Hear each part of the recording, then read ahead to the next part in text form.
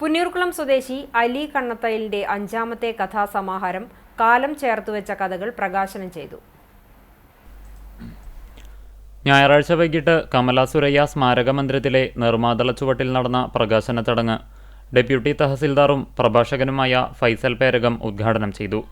Thrissur crime branch ഡിവൈഎസ്പിയും സാഹിത്യകാരനുമായ Surendran Mangad പ്രകാശനം നിർവഹിച്ചു.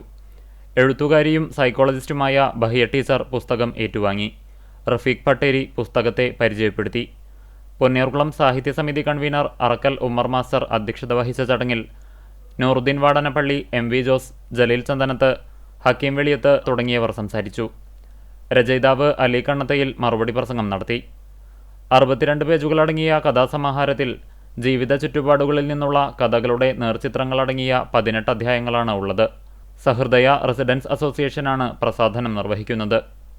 നാലപ്പാടൻ സാംസ്കാരിക വേദി വൈസ് പ്രസിഡന്റ് ചോ മുഹമ്മദ് ഉണ്ണി സ്വാഗതവും കൂട്ടായ്മ pain and palliative general secretary Divakaran Panantara നന്ദിയും പറഞ്ഞു.